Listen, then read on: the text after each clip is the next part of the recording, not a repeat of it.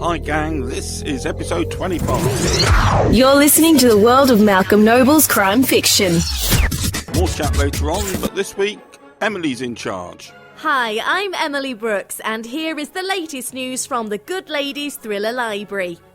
Lizzie Waldron's Day Return is a detective drama already scheduled for broadcast on 102.3 HFM on the 18th of February.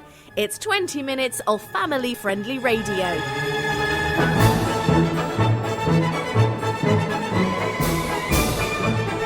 But she's quite feisty, quite sort of, I suppose, confident.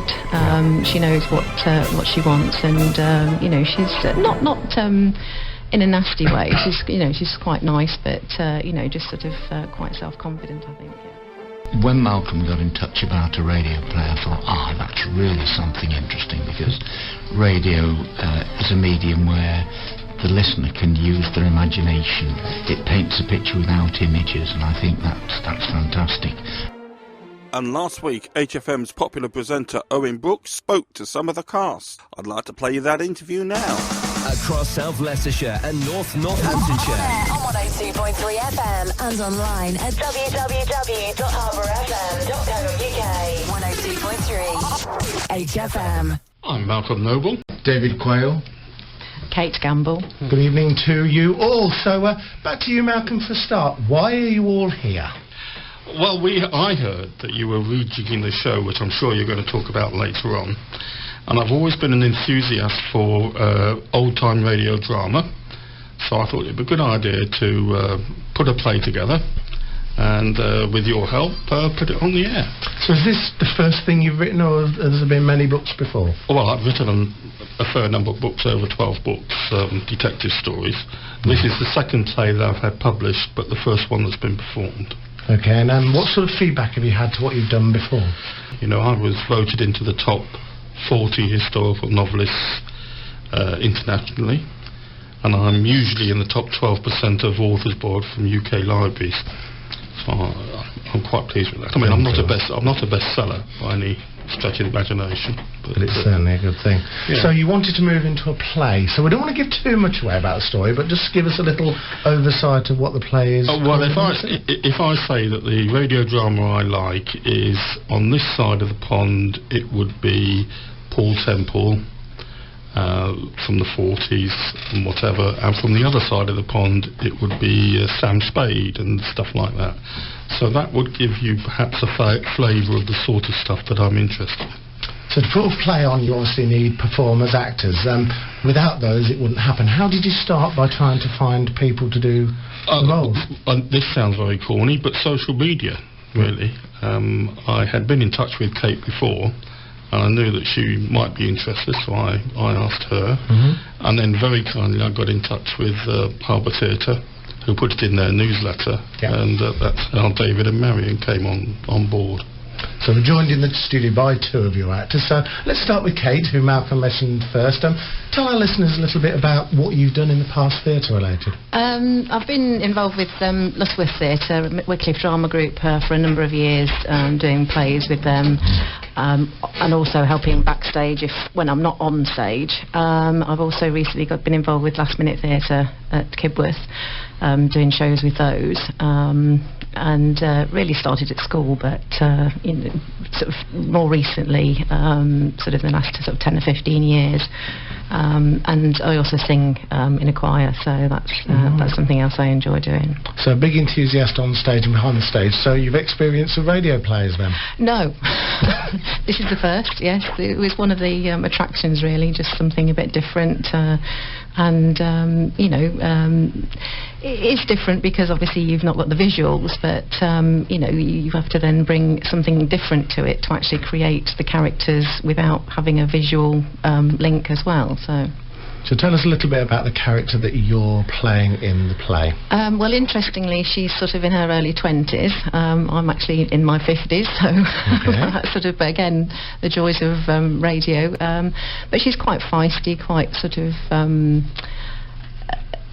I suppose, confident. She knows what she wants, and she's not in a nasty way. She's quite nice, but just sort of quite self-confident, I think. Yeah. What do your sort of family and friends think about you taking part in it? They're quite, I think they're quite pleased, and again, it's something different. And actually, my son Jack, he is actually playing one of the characters as well. So a little bit of a family affair. We have acted on stage together before, so that'll be quite interesting. Okay, David, how about you? You're also part of this play. Tell us a little bit about yourself. Well, I first started to be... I've always wanted to act, but it was about 10 years ago. I did a night class of all things in Harborough, and then thought, well, I'll have a go, so I'll apply to be third spear carrier or whatever on the second row, into Harborough Theatre. And ever since then, I've had a nice variety of roles, and it's a very professional theatre, as you know, with everybody involved being thoroughly good at their jobs, and it all works very well. A lot of it, the things I've been in have been on the comedy side, shall we say. So that's part of it. When Malcolm got in touch about a radio play, I thought, that's really something interesting, because radio is a medium where the listener can use their imagination. It paints a picture without images, and I think that's fantastic. Completely new to me to go on the radio in that way, but I'm looking forward to it. I think it's very exciting, and Malcolm's written a really good play. I was about to say, you sort of answered the question, what it was that attracted you to take part. Yeah, it was that really. It was something different. I haven't been on stage for a few years because I've had health issues. Right. And I think it's true to say, isn't the phrase, that I've got a good face for radio. That's why I'm here. Well. So again, tell us a little bit about the character you play in the play.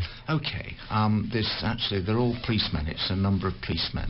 So my trick will be to try and create a different persona for each, and perhaps a bit of voice change, who knows. Yet to work on that. But they're all policemen of one seniority or another. Right, okay. So Malcolm, tell us, we're obviously joined by two of the actors, but they're not all of the people in your cast for this show. Tell us about who isn't here tonight. No, well, the people who aren't here tonight are Kate's son, Jack, who plays his mum's girlfriend. How's that for a... Right. I'm looking forward to a bit of tension, a bit of touchiness. And then we have Marilyn Osborne, who plays Kate's mother, and she's not with us tonight. One thing I've found about working with these actors is they are very busy people, and trying to get them together is one hell of a job, really. I think it's a bit like radio, isn't it? People are very committed, and they go into 100%, and they don't have a great deal of spare time. And another person that's part of your cast is Viv Crowder, stalwart of Harbour Theatre. Yes. She's... I don't want to give too much away, but we couldn't do the play without her role. And she plays another policeman. Okay. So just talk us around the technical side of how we're going to be bringing this play to radio. Well, it will be experiment, really. I mean, we're going to bring it... I want it to be live, because I want it to have that buzz. And I want it to progress at a fair pace, so we're going to have just the bare minimum read-throughs, and then we'll do it live in this studio. Yep. So it'll be very bijou, and, but that's the way I want it to be. For people who know the size of this studio, it's not the most biggest of spaces, is it? I'd like to conjure up the image in the listeners' minds of 3 or 4 actors standing around a microphone, speaking for real. And as it was done in the old days. Now, will I have to bring any coconut shells in, Malcolm? Oh yes, yes. We'll need a horse. The odd jet plane won't go amiss. Now, if people like what they hear, is there going to be a way of getting copies of the play, or is it linked to a book of some sort? It's published as a book, as a play, as a script paperback this week. Copies are a bit overdue, actually, but yes, that will be available, and. Hopefully we might be having a souvenir edition done in February. But I'm still negotiating on that. So back to Kate and today, sort of, what is it you're looking forward to? Is there something you want to say to people listening that's really going to get them to come along and listen when we broadcast? Well, I just think it's nice to actually sort of sit in your own home in a comfy chair and just sort of sit back and listen to a play, as David has said, you can actually lose yourself in the play and actually, create the characters in your own mind. And sometimes that's quite nice, rather than actually having the visuals to sort of, which preempt what a character looks like in your own mind. You can, see it, and it's nice to have something different, a little bit more, different, an old-fashioned, well-written play. Okay. Yeah, I agree with everything Kate said, of course, and radio stood the test of time, despite the rise of every other medium that's going, and in particular I think drama's been very strong on a lot of the radio, so it's very exciting to have the chance to be involved in something here in Harborough doing that. Fantastic. So finally, Malcolm, back to you. The play, what's it called, and when are listeners going to be able to hear it? It's called Lizzie Waldron's Day Return, and thanks to courtesy of Owen Brooks, it's going to be on this show on the 18th of February at 7:30. Fantastic. My thanks to Malcolm, to David and to Kate for joining me in the studio this evening, and we look forward to the 18th of February 2016. Ladies and gentlemen, thank you for listening to episode 25 of Between the Lines and Behind the Pages, an audio podcast for followers of Malcolm Noble's crime fiction. I want to thank Owen Brooks and HFM for helping with this episode, not forgetting Emily Brooks. My thanks also not only to Kate Gamble and David Quayle, but also to Marilyn Osborne, Jack Gamble and Viv Crowther for their supporting Lizzie Waldron's Day Return. I need to thank YouTube and Freeze Effects for the royalty-free music, and also Music Radio Creative. My website is malcolmnoble.com. I hope you'll take a look at it. My latest novel is The Baker Street Protectors, a Ned McCrae adventure. It's available wherever you buy your books. Ladies and gentlemen, my name is Malcolm Noble. You've been listening to Between the Lines and Behind the Pages, and thank you for supporting the world of Malcolm Noble's crime fiction. The Bye. world of Malcolm Noble's crime fiction.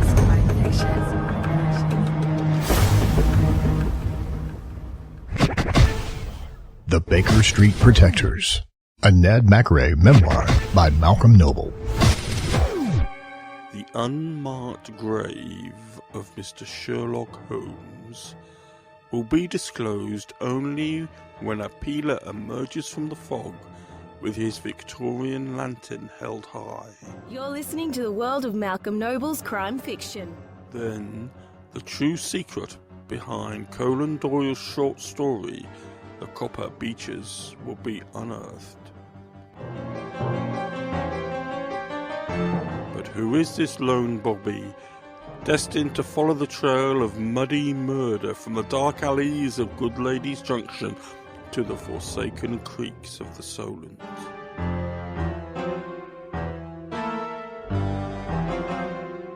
The Baker Street Protectors.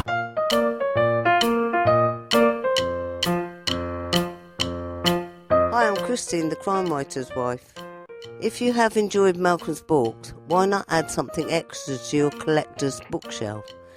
Our selection of online merchandise includes mugs, personalised letters and greetings cards. You can even request your favourite episode from the books read especially for you. Visit malcolmnoble.com or go straight to our budget page on 5 Squid. That's 5squid.com and search for Malcolm Noble.